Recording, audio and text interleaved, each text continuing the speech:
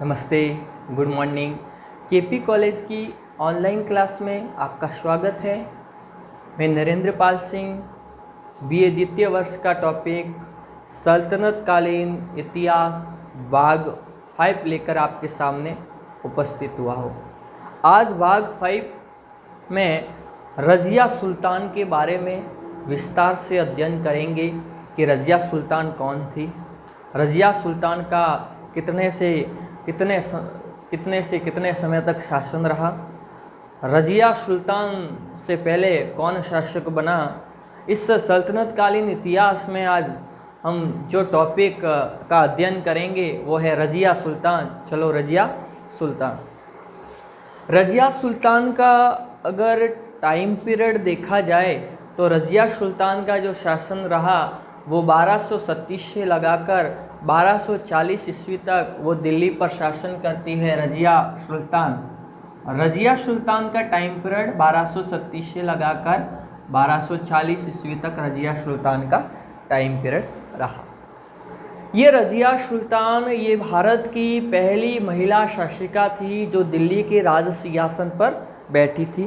रज़िया सुल्तान थी वो भारत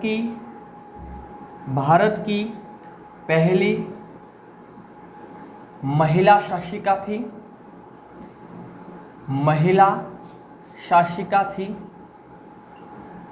जो दिल्ली की राजगद्दी पर बैठी थी या दिल्ली पर राज किया था, राज गद्दी पर बैठी थी। कौन? रज़िया सुल्तान। इसलिए रज़िया सुल्तान को भारत की पहली महिला शासिका कहा जाता है। अगर आपके एग्ज़ाम के अंदर प्रश्न आ जाता है कि भारत की पहली महिला शासिका कौन थी, रज़िया सुल्तान। क्या रज़िया सुल्तान ऐसे ही शासक बनी या कुछ ऐसे गुण उसमें थे जिसके कारण उसके पिता इल्तुतमिश ने उसको दिल्ली की शासिका घोषित किया था? प्रश्न आ जाए कि रज़िया सुल्तान में ऐसे कौन से गुण थे। रज़िया सुल्तान एक न्यायप्रिय शासिका थी।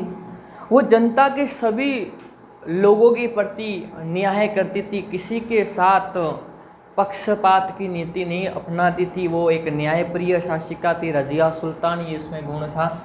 अगर दूसरा गुण देखा जाए रज़िया सुल्तान के अंतर्गत तो रज़िया सुल्तान में ये प्रजा की शुभ चिंतक थी।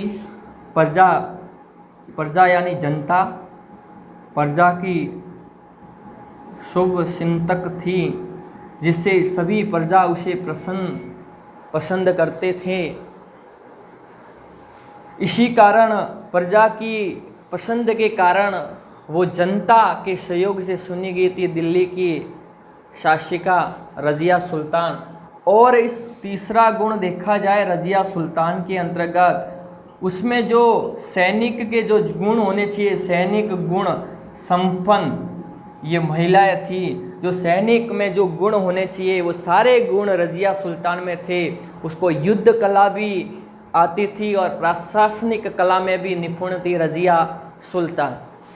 अगर चौथी अगर इसके गुण के बारे में बात करें तो सभी शासक के जो भी गुण हैं वो सभी गुण उसमें थे।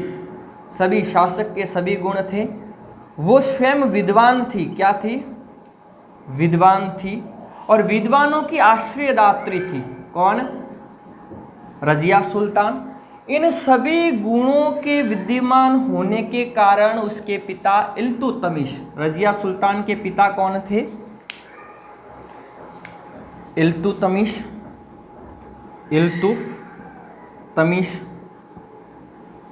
ये सभी गुण विद्यमान होने के कारण उसके पिता इल्तुतमिश ने उसकी दिल्ली की शासिका घोषित की थी। कहाँ की शासिका? रज़िया को दिल्ली की शासिका घोषित की। किसने घोषित की? किसने? इल्तुतमिश ने।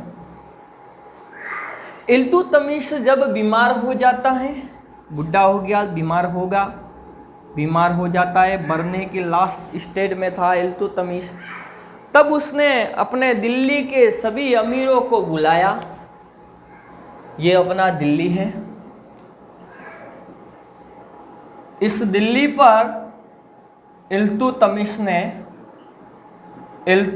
ने जो इसने सालिसा मंडल का गठन किया था, सालिश तुर्क अमीरों का, जिसे सालिसा मंडल या तुर्क शैलगानी के नाम से जाना जाता है, उसने सालिश तुर्क अमीरों को दिल्ली के अंदर बुलाया। अंतिम समय में इल्तुतमिश ने और अपने सभी अमीरों से कहता है कि देखो, मेरे 2 बेटे हैं। बेटे कितने हैं इल्तुतमिश के? इल्तुतमिश ने कहा मेरे बेटे हैं।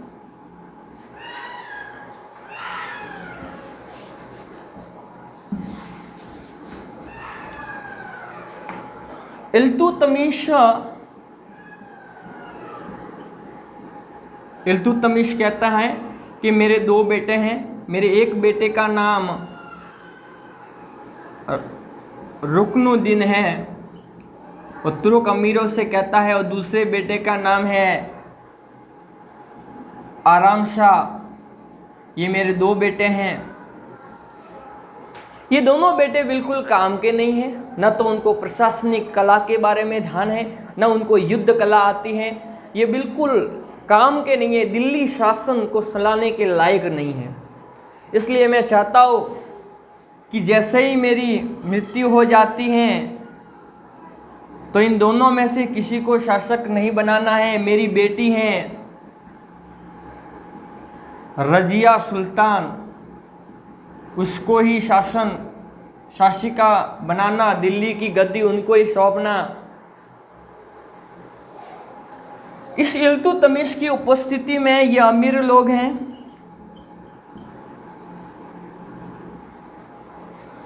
इल्तुतमिश की उपस्थिति में तो ये स्वीकार करते हैं कि जब आपकी मृत्यु हो जाएगी तो हम दिल्ली की राज सिंहासन पर रजिया सुल्तान को ही बिठाएंगे। जैसे ही इल्तुतमिश छोड़कर चला जाता है, उनका निधन यानी मौत हो जाती है, तो तुर्क अमीर ये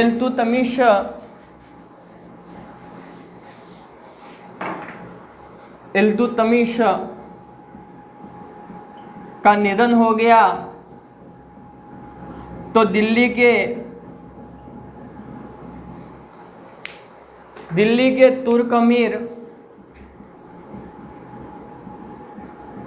तुर्क अमीरों में अहम की प्रवृत्ति आ गया और वो कहने लगे कि हम रजिया सुल्तान ये एक महिला हैं और महिला के सामने हम उसके अधीन हम नहीं रह सकते। महिला के सामने हम शीश नहीं झुकाएंगे। इस अपनी अहम के कारण वो रजिया सुल्तान को दिल्ली की गद्दी पर नहीं बिठाते हैं और बिठाते हैं इल्तुतमिश के बेटे रखनुद्दीन को। कौन? इल्तुतमिश के 3 बेटे थे, रखनुद्दीन, आराम शाह और नासिरुद्दीन मोहम्मद। अल्प आयु में नासिरुद्दीन मोहम्मद की मृत्यु हो जाती है। इल्तुतमिश का बहुत बड़ा योग्य और प्रिय पुत्र था, लेकिन मौत हो जाने के बाद इल्तुतमिश को बहुत बड़ा दुख होता है और इसकी स्मृति में एक दिल्ली में वो मस्जिद का निर्माण करवाता है या मदरसा बनवाता है। कौन? इल्तुतमिश अपने पुत्र की याद में, ताकि वो इस मदरसे को देखकर अपने पुत्र को याद कर सके इल्तुतमिश। चलो अपन बात करें थे रखनुद्दीन दिल्ली की राजगद्दी पर बैठता है। अयोग्य शासक था, निकम्मा शासक था, भोग विलास में डूबा रहता था। किसमें? भोग विलास में डूबा रहता था। धन का व्यर्थ व्यय करता था। कौन? ये धन का व्यर्थ व्यय करता था। प्रशासन के बारे में बिल्कुल ध्यान नहीं देता था, जिसके कारण जनता रखनुद्दीन के ऊपर नाराज थी। कुछ काम करता ही नहीं था, सारे दिन मौज मस्ती करता रहता था। रखनुद्दीन था वो एक नाम मात्र का शासक था। नाम मात्र का शासक केवल शासक तो था, लेकिन वो था नाम मात्र का शासक था। अगर वास्तविक दिल्ली की गद्दी जिसके पास थी वो रखनुद्दीन की माता शाह तुर्कान के पास थी। किसकी? रखनुद्दीन की माता शाह तुर्कान थी। ये वास्तविक शक्ति है वो शाह तुर्कान के हाथ में थी। ये शाह तुर्कान है वो तानाशाही प्रवृत्ति की महिला थी। कैसी? तानाशाह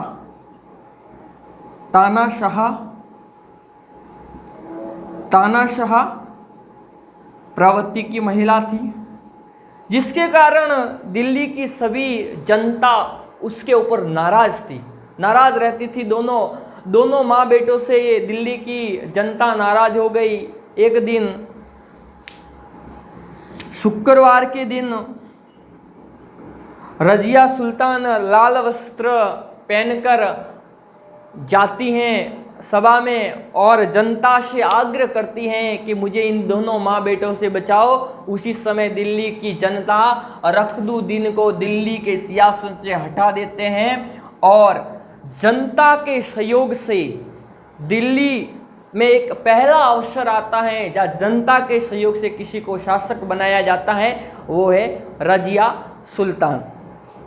रजिया सुल्तान का शासन 1237 से लगाकर 1240 ईस्वी तक रजिया सुल्तान दिल्ली पर राज करती हैं और इसी राज करते समय उनको कई प्रकार की कठिनाइयों का सामना करना पड़ता है। देखो, रजिया सुल्तान जैसे ही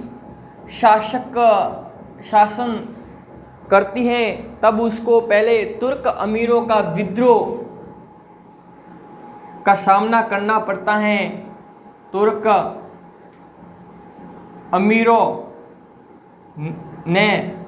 अमीरों के विद्रोह का सामना करना पड़ता है। किसको?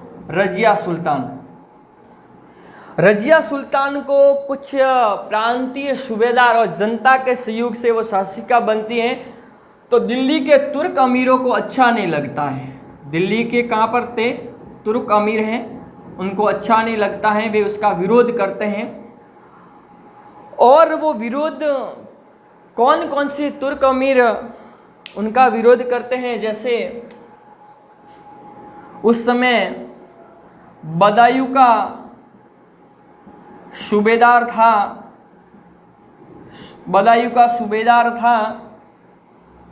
मलिक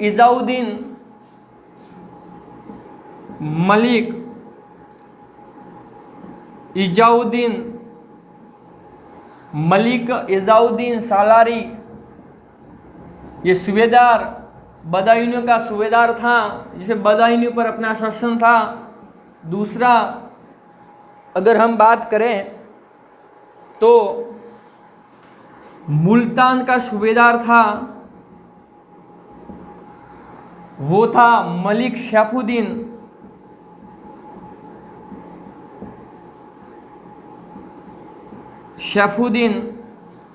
तीसरी अगर हम बात करें तो इसमें बहुत सारे, लाहौर की बात करें तो लाहौर का सूबेदार था मलिक अलाउद्दीन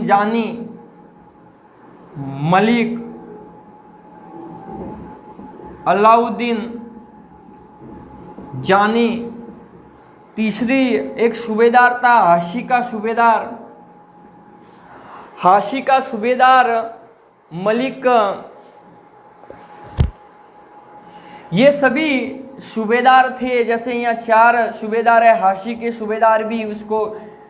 इन सभी सूबेदारों ने जैसे ही महिला शासिका रजिया सुल्तान दिल्ली के शासन पर बैठती हैं तो इन अमीरों ने क्या कर दिया? विद्रोह कर दिया कि हम किसी महिला के अधीन रहने वाले नहीं हैं। और पहली बात यह है कि उन्होंने जब कोई भी दिल्ली पर शासन बनता था तो पहले तुर्क अमीरों से बातचीत की जाती थी और तुर्क अमीरों से सलाह ली जाती थी, लेकिन रजिया सुल्तान जनता के सहयोग से बनी थी तो उन्होंने विद्रोह कर दिया। रजिया सुल्तान को पता था कि वह मुझे पहले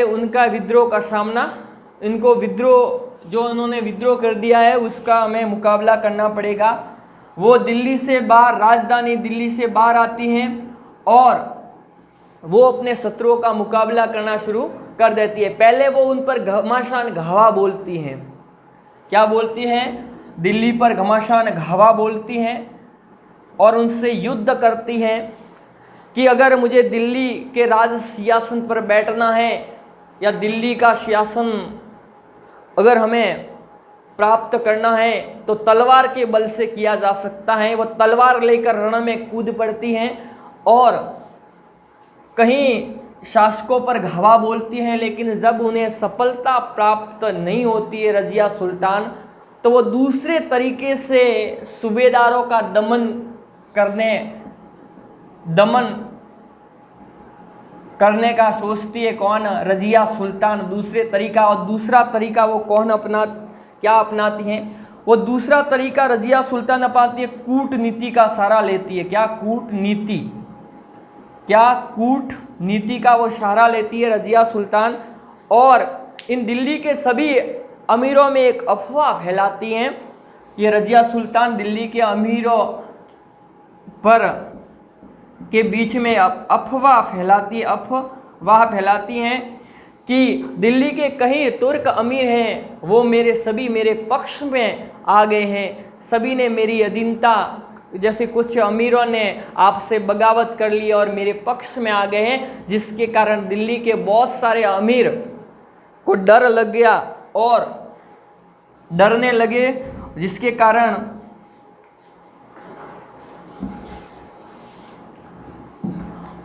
दिल्ली के अमीर को डर लग गया और वे दिल्ली छोड़कर भागने लगे। दिल्ली छोड़कर को वहाँ पर शिविर बनाया था, सभी ने मिलकर हम रजिया सुल्तान को हटाएंगे। उन दिल्ली में सभी ये सूबेदार इकट्ठे हुए थे, बदाऊं के सूबेदार, मुल्तान के हाशी, लाहौर के सूबेदार वहाँ इकट्ठे हुए थे कि हम सभी मिलकर रजिया सुल्तान को दिल्ली से हटा देंगे। लेकिन रजिया सुल्तान ने कूटनीति का सहारा लेते हुए उनको पता था कि ये दिल्ली के जितने भी सूबेदार हैं उनके मध्य मतभेद चल रहा है, तो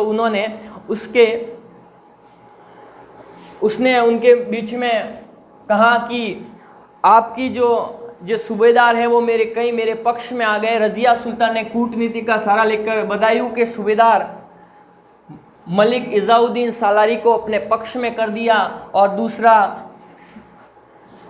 दूसरा मुल्तान के सूबेदार इजुद्दीन इयाज खां को भी अपने पक्ष के अंतर्गत किया, जिसके कारण दूसरे सूबेदार उनसे डर लग गया और वो भागने लगे और रजिया सुल्तान ने उसका पीछा करते हुए कई सूबेदारों को मौत के घाट उतार दिया और उसको मार दिया। ये लाहौर के सूबेदार या हाशी के सूबेदार, कई सूबेदारों को उसने बंदी बनाया और इसके बाद में उसको मौत के घाट उतार दिया। किसमें? उसी युद्ध भूमि के अंतर्गत भी उन्होंने मौत के घाट उतार दिया। कूटनीति का सहारा लेकर पूरे दिल्ली पर यानी शासन किया किसने? रजिया सुल्तान ने। धीरे धीरे सभी जनता रजिया सुल्तान के पक्ष में आने लगी। सूबेदार भी रजिया सुल्तान के अधीन हो गए। अब जैसे ही रजिया सुल्तान राजगद्दी पर बैठती हैं तो पहला उसको विरोध करमातियों और मुजादियों के विद्रोह का सामना करना पड़ता है। चलो रजिया सुल्तान को तुर्कों के अमीरों के विद्रोह का सामना किया, जिसमें कहीं लाहौर सूबेदार, ये सभी सूबेदार थे। धीरे धीरे उनका दमन करने के बाद में दूसरा उनको विद्रोह का सामना करना पड़ता है करमातियों व मुजादियों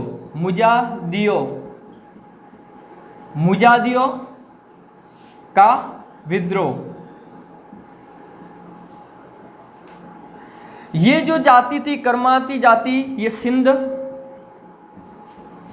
गुजरात है, दिल्ली के आसपास क्षेत्र में रहती थी।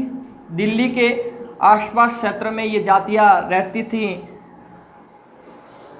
और वो जातियां वहाँ पर दिल्ली पर कट्टर तुर्क का शासन था। किसका? कट्टर तुर्क का शासन था और वे उस शासन को सहन नहीं कर सके, ये करमाती और मुजाहिद लोग। तो उन्होंने एक दिन अचानक 6 रजब का दिन था, रजब 6 रजब 734, अगर ईस्वी सन देखा जाए तो 1236 के अंतर्गत इन करमातियों और मुजादियों ने दिल्ली की एक दिल्ली मस्जिद जामा मस्जिद पर घमासान विद्रोह किया। करमातियों और मुजादियों ने उनको करमातियों और मुजादियों को ऐसा लगा कि रज़िया सुल्तान दिल्ली में यहाँ मौजूद होगी, लेकिन रज़िया सुल्तान वहाँ नहीं थी। घमासान युद्ध हुआ, कईयों को मौत के घाट उतार दिया। इन मुजादियों ने मौत के घाट उतार दिया कई लोगों को। इस करमातियों ने उसमें जामा मस्जिद में घुस गए और उन्होंने कहीं को मौत के घाट उतार दिया। जैसे ही रज़िया सुल्तान को इस बात का पता चलता है कि मुजादियों करमातियों ने विद्रोह कर दिया है, तो दिल्ली से रवाना होती है रज़िया सुल्तान। और ये रज़िया सुल्तान है, वो घमासान युद्ध में कूद पड़ती हैं और करमातियों और मुजादियों का विद्रोह करते हुए कईयों को मौत के घाट उतार देती हैं। और एक इतिहासकार मिनहाज ने कहा है, मिनहाज नामक इतिहासकार कहते हैं कि इन लोगों को ईश्वर की कृपा का वरदान प्राप्त हुआ था। कई लोगों को रज़िया सुल्तान ने मौत के घाट उतार दिया था। ये करमातिया और मुजादिया, ये सिंध और गुजरात और दिल्ली आसपास के क्षेत्र में ये जातियाँ रहती थी। वो दिल्ली में कट्टर तुर्क शासन का जो शासन था उसको वो स्वीकार नहीं कर रही थी। तो उन्होंने घमासान इन दिल्ली की जामा मस्जिद पर आक्रमण किया, जिसके कारण उसने कई लोगों को मौत के घाट उतार दिया। फिर पुनः रज़िया सुल्तान से वो परास्त होते हैं। चलो अगली अगर समस्या की अगर हम बात करें, अगली समस्या की अगर हम बात करें तो वो थी रज़िया सुल्तान के बारे थंबोर की समस्या।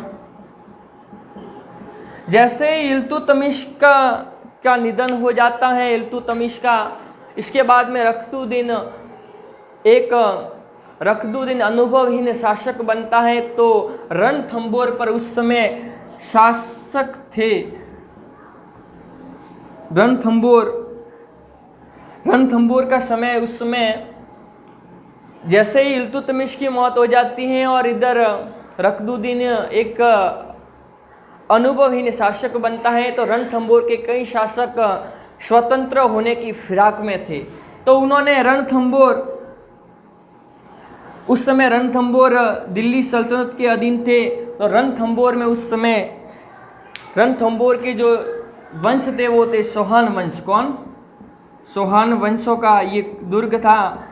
जैसे ही वो इल्तुतमिश की मृत्यु हो जाती है तो उस दुर्ग को हड़पने के लिए बार बार ये चौहान शासक प्रयास करते हैं और एक दिन वो दुर्ग के अंदर प्रवेश करते हैं और इतना घमासान घावा बोल लेते हैं, दुर्ग को चारों ओर से ये चौहान शासक घेर लेते हैं। और जब रज़िया सुल्तान को ये बात पता लगती है, रज़िया सुल्तान तो रज़िया सुल्तान एक सेना और भेजती हैं यहाँ पर विद्रोह करने के लिए। और रज़िया सुल्तान अपने सैनिकों को कहती हैं कि अगर वहाँ पर स्थिति बिगड़ जाती है तो आप रणथंबोर के दुर्ग को क्या कर देना, खाली कर देना। आप उनसे लाहौर टक्कर नहीं लेना है। स्थिति खराब हो गई तो आपको रणथंबोर दुर्ग छोड़कर आ जाना।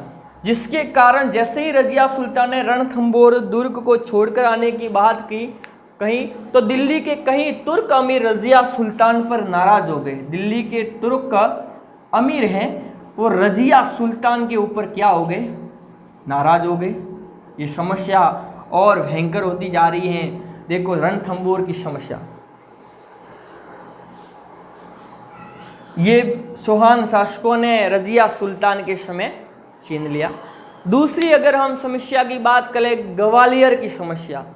चलो ग्वालियर की समस्या, रज़िया सुल्तान के समय समस्या आ रही है, ग्वालियर की समस्या। ग्वालियर की समस्या। देखो, ये ग्वालियर समस्या की बात करें तो उसमें इल्तुतमिश या रक्तुद्दीन के समय दिल्ली पर, ये ग्वालियर पर दिल्ली के तुर्क शासन था या तुर्कों का शासन था। इस समय ग्वालियर में एक शासक यजनपाल नामक एक शासक था। यजवपाल ये ग्वालियर का शासक मौका पाकर, रजिया सुल्तान जैसे ही शासक बनती है तो वो मौका पाकर एक विशाल अभियान लेकर ग्वालियर के दुर्ग पर क्या करता है, यह आक्रमण करता है। क्योंकि अब उसको मौका मिल गया है कि दिल्ली पर शासन रजिया सुल्तान का है। पुनः आक्रमण करता है यजवपाल, ग्वालियर पर आक्रमण करता है और इतना भयंकर वो आक्रमण करता है जिसके कारण सेना उससे डर जाती है और रजिया सुल्तान और सेना डर के मारे भागने लगती है। तो रजिया सुल्तान सेना से कहती हैं, ये रजिया सुल्तान है, रजिया सुल्तान सेना से कहती हैं कि आप जैसे ही वहाँ पर स्थिति अगर बिगड़ जाती है आपको ग्वालियर में, आपको लगता है कि सफलता हाथ आने वाली नहीं है, तो आपको ग्वालियर दुर्ग को उसी समय क्या कर देना है, ग्वालियर दुर्ग को खाली कर देना है। यहाँ अपन को लोहा लेने की ज़रूरत नहीं है, आपको टक्कर नहीं लेना है, नहीं तो फिर प्रॉब्लम हो सकती है। उन्होंने सेना ने ग्वालियर दुर्ग को खाली कर दिया रजिया सुल्तान के कहने पर, जिसके कारण दिल्ली के कहीं तुर्क अमीर रजिया सुल्तान से क्या हो गए, नाराज हो गए। अगर वो रजिया सुल्तान से अगर कोई नाराज हो जाएगा तो क्या होगा, उसके सामने समस्या उत्पन्न हो जाएगी। चलो, अगर हम तीसरी समस्या की बात करें तो पश्चिम सीमांत की समस्या। पश्चिम सीमांत की समस्या क्या थी रजिया के सामने? चलो, पश्चिमी सीमांत की समस्या। पश्चिमी सीमांत की समस्या। ये पश्चिमी सीमांत पर उस समय एक लूटपाट करने वाली जाति मंगोल, ये लगातार उस पर क्या करते थे, लूटपाट करने का कार्य। अगर लूटपाट करने वाली जाति होती है उसे बोलते हैं लूटपाट, वो उसे लुटेरा बोलते हैं। ये बार बार इल्तुतमिश के समय भी देखो आप, ऐबक के समय उन्होंने बार बार लूटपाट करने के उद्देश्य से आक्रमण किए। उस समय जलालुद्दीन मंगबरनी का एक प्रतिनिधि था करगुल। इसने उस समय ये पश्चिमी सीमांत पर लगातार घावा बोलता रहता था, जिसके कारण दिल्ली सल्तनत की जनता है उससे बहुत परेशान थी। कई बार अमीर तुर्क सुल्तान ने कहा रजिया सुल्तान के उसके ऊपर कार्रवाई की जाए या उसके ऊपर कुछ उनको कहा जाए कि भाई आप लूटपाट करने का काम न करें। फिर भी रजिया सुल्तान ने उसके ऊपर कोई ध्यान नहीं दिया। तो दिल्ली के कई तुर्क अमीर रजिया सुल्तान से नाराज हो गए। ये और एक समस्या उत्पन्न हुई। ये पश्चिमी सीमा प्रांत में मंगोल एक जातियाँ थी, लूटपाट करने का काम किया करती थी। लूटपाट करती है तो लुटेरा कहलाई। इसका जलालुद्दीन मंगबरनी का प्रतिनिधि करगुल यहाँ पर पश्चिमी सीमांत पर रजिया सुल्तान के समय आक्रमण करता है। अगर हम एक और समस्या के बारे में बात करें उनके सामने, कि कहीं अमीर रजिया सुल्तान से इस बात से भी नाराज थे कि रजिया सुल्तान जब न्याय करने के लिए आती थी, वो परंपरागत जो पर्दा था, पर्दा प्रथा है, उसने परंपरागत पर्दा प्रथा को त्याग दिया था। वो मर्दाना लिबास के अंतर्गत आती थी, मर्दों का वेश धारण करके आती थी, जिसके कारण अमीर तुर्कों को अच्छा नहीं लगता था। उसने पर्दा प्रथा को बिल्कुल त्याग दिया था, जिससे वो बार बार उससे कहते रहते थे कि भाई आप न्याय करने के लिए आते हैं, अपने परंपरागत रीति रिवाज को त्याग न दे। फिर भी रजिया सुल्तान ने उसके ऊपर कोई ध्यान नहीं दिया, मर्दाना रिवाज में आती थी और जनता के सामने खुले तौर पर उसका न्याय करती थी। उसे किसी प्रकार का कोई डर नहीं था। किसके? रजिया सुल्तान, मर्दाना लिबास। अगर एक और समस्या थी वो थी मर्दाना लिबास।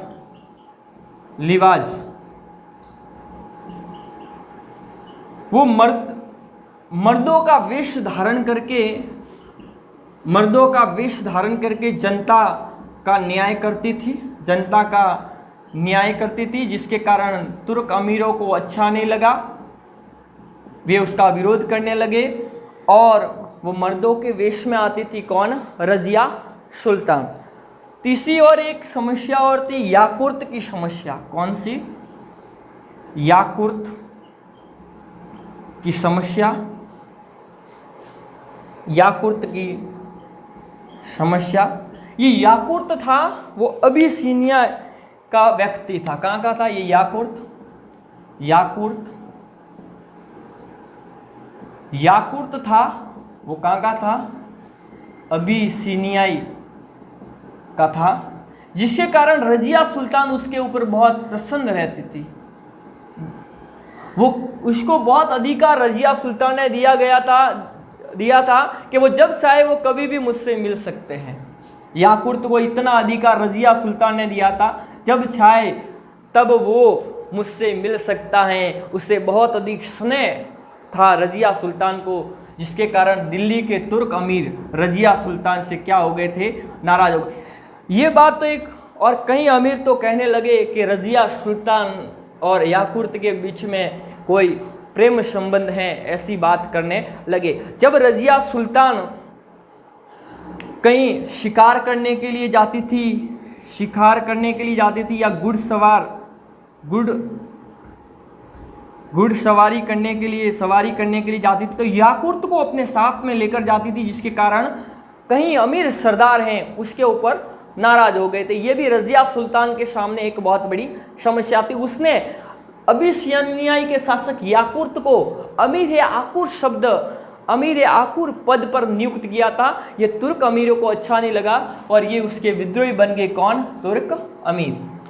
कई प्रकार के मतलब उनके पास साथ समस्या होती है, सभी के साथ में समस्या होते हैं। पहला तुर्क अमीरों की समस्या, कर्मातियों की, मुजादियों की समस्या, रणथंबोर की समस्या, ग्वालियर की समस्या, पश्चिमी सीमांत की समस्या, मर्दाना लिबास और याकुर्त की समस्या। ये सभी समस्या का सामना करते हुए रजिया सुल्तान इन समस्याओं का सामना करती हैं। ये वह भारत की पहली महिला शासिका थी जो जनता के सहयोग से चुनी गई थी।